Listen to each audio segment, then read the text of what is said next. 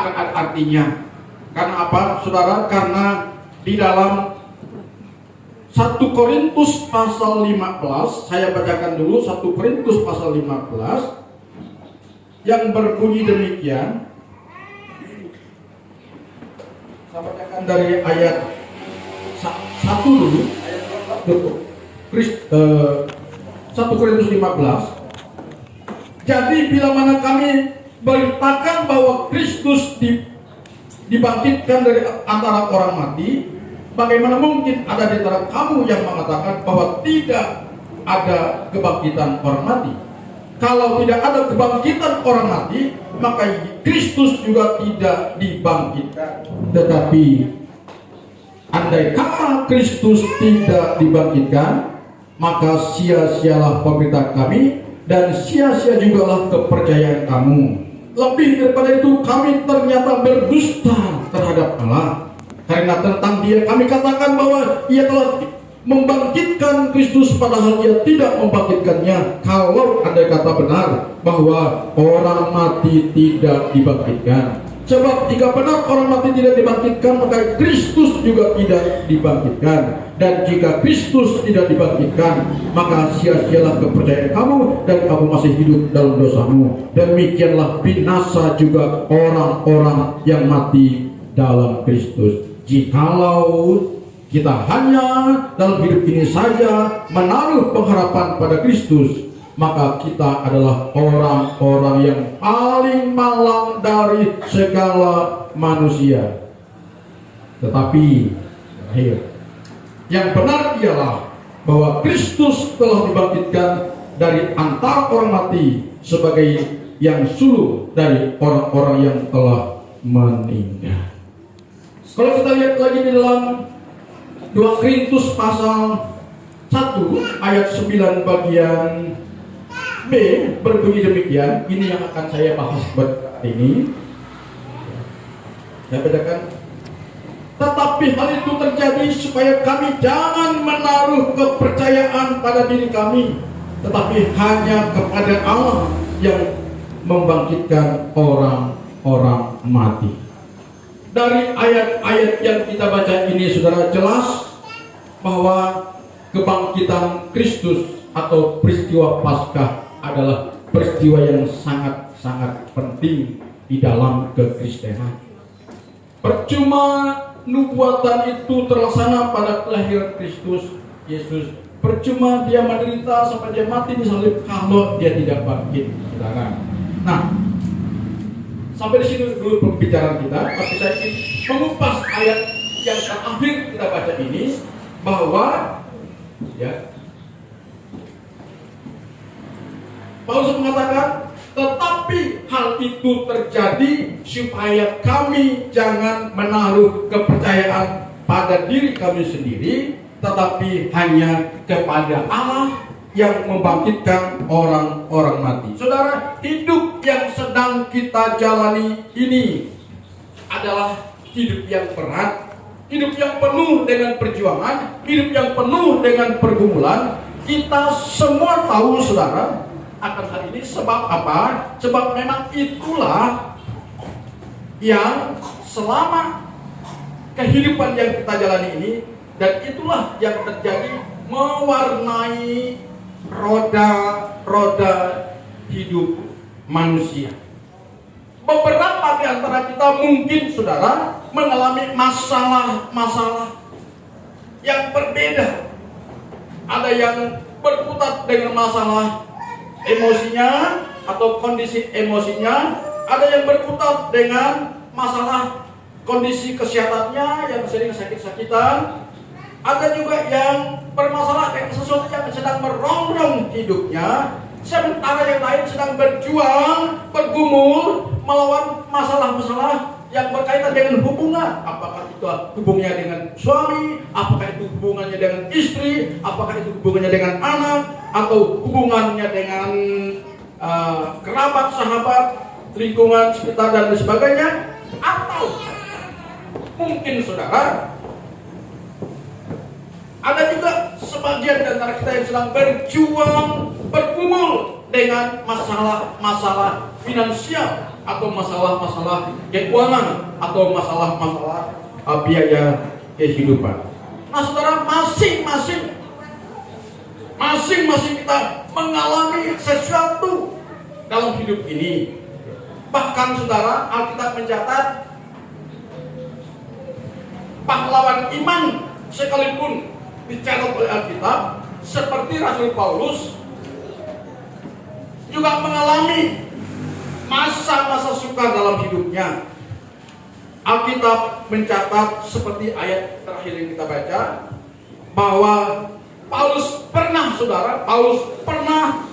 merasa sangat tertekan karena beban yang begitu berat yang dia rasakan, sehingga dia sepertinya tidak sanggup lagi menanggungnya, sampai dia berkata siap untuk mati. Bahkan dia juga berkata ingin Tuhan saja yang membunuhnya.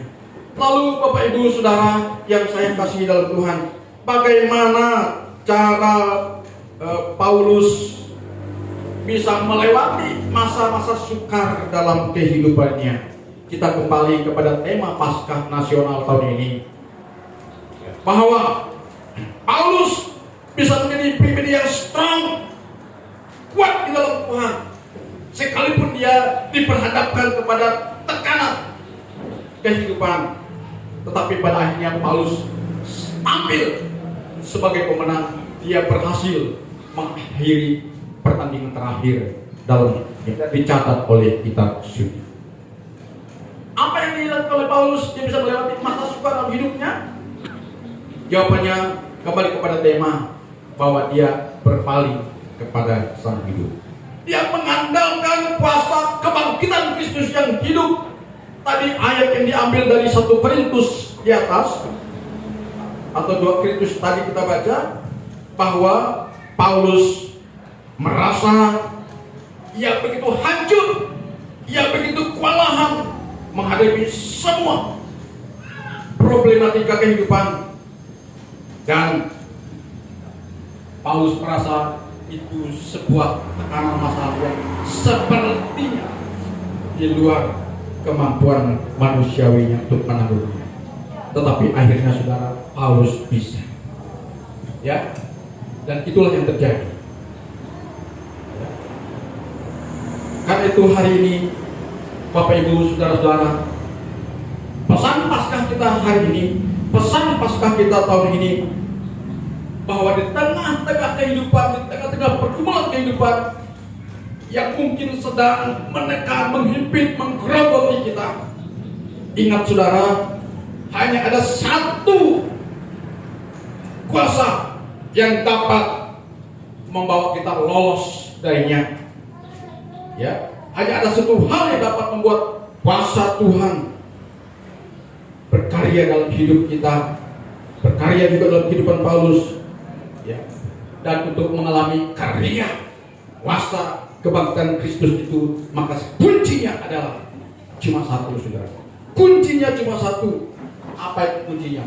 Kerendahan hati. Katakan kerendahan hati.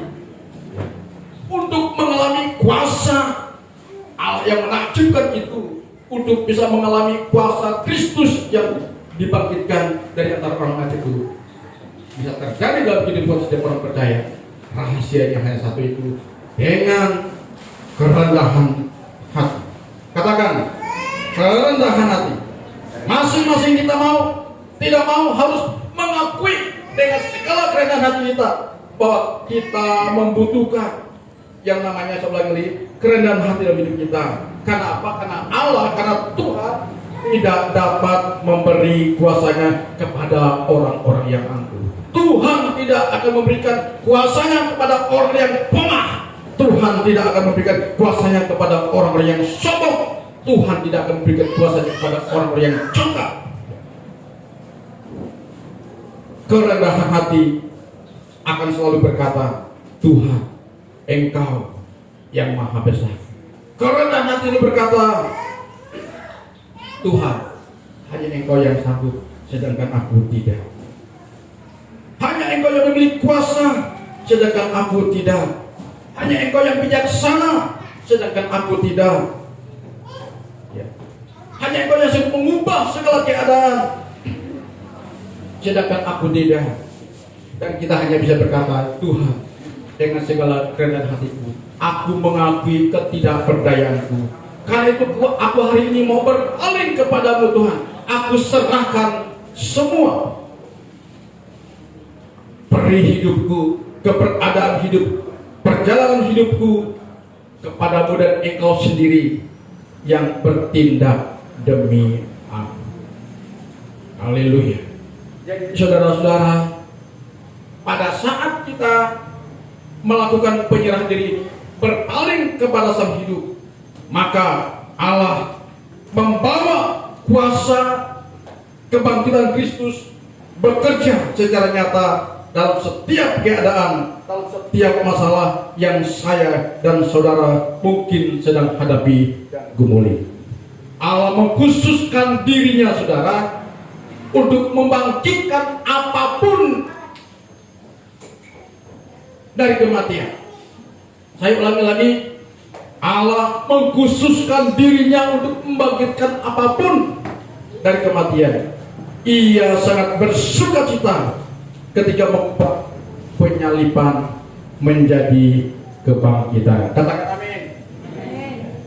Jadi akhir kata saudara kepada kita semua, Bapak Ibu yang saya kasihi, apa yang mati dalam hidup kita saat ini?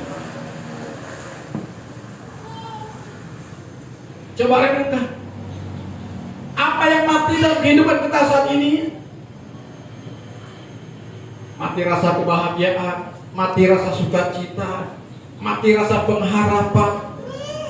Pokoknya seperti mati rasa kehidupan ini sudah sulit untuk dinikmati. Coba saudara renungkan pada diri masing-masing hari ini. Adakah sesuatu yang sedang mati di dalam diri saudara? Dan hari ini jika perasaan itu ada dalam diri saudara, berpalinglah kepada Sang Hidup, yaitu Kristus Yesus yang sudah dibangkitkan. Jika Allah sanggup membangkitkan orang mati, maka Ia juga sanggup membangkitkan pertama mungkin karir dan pekerjaan kita sedang mati. Mungkin pernikahan dan rumah tangga kita sedang mati, tidak ada kebahagiaan, tidak ada sukacita, tidak ada kerukunan. Ya. Mungkin cita-cita, pengharapan atau masa depan kita seolah, aduh gimana Tuhan masa depanku suram, hidupku sudah mentok. Apa yang terjadi Tuhan pada diriku? Ini namanya mati pengharapan, mati cita-cita. Jadi saudara-saudara, saya ulangi lagi, jika Allah sanggup membangkitkan orang mati, maka Ia juga sanggup membangkitkan apapun yang terjadi dalam hidup Anda yang sedang terasa mati saat ini. Katakan amin. Karena itu kuasa kebangkitan Kristus hari ini hendak ingin